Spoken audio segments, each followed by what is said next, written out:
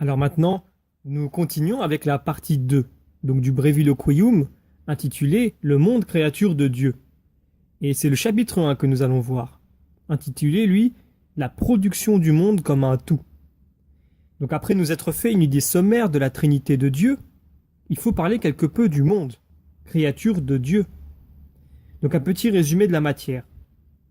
La totalité de la machine du monde a été produite dans l'être, dans le temps, et de rien, par un unique premier principe, seul et souverain, dont la puissance, bien qu'incommensurable, a disposé toutes choses dans un certain poids et nombre et mesure.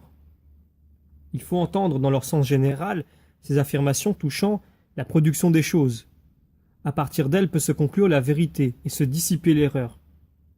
En disant « dans le temps », on exclut l'erreur de ceux qui professent l'éternité du monde. En disant « de rien », ou à partir de rien, on exclut l'erreur de ceux qui professent l'éternité de la matière. Et en disant « par un unique principe », on exclut l'erreur des manichéens qui proposent la pluralité des principes. Et en disant « seul et souverain », on exclut l'erreur de ceux qui professent que Dieu a produit les créatures inférieures par le ministère des intelligences. Et en ajoutant « dans un certain poids et nombre et mesure », on montre que la créature est l'œuvre de la Trinité sous une triple causalité.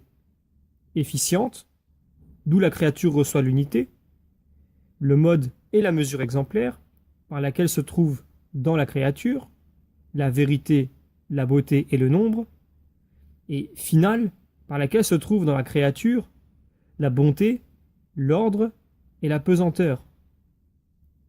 Et tout cela se retrouve dans toutes les créatures comme vestiges du Créateur, soit dans les choses corporelles, soit dans les choses spirituelles, soit dans les choses à la fois corporelles et spirituelles.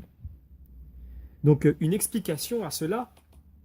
Pour que l'ordre des choses soit parfait et définitif, il faut que toute chose soit reconduite à un seul principe.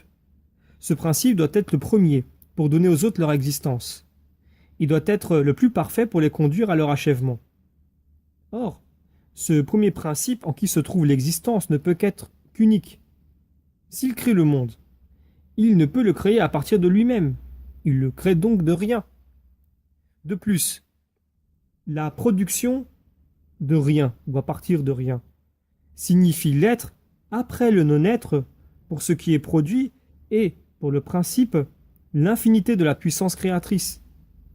Parce que cela n'appartient qu'à Dieu seul, le monde a été nécessairement produit dans le temps par cette puissance sans limite, agissant par elle-même et immédiatement.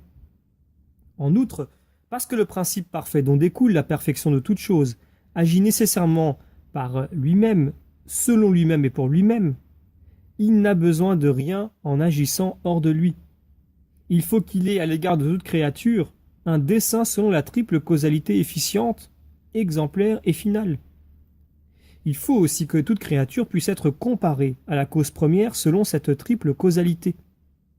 Toute créature, en effet, est constituée dans l'être par la cause efficiente.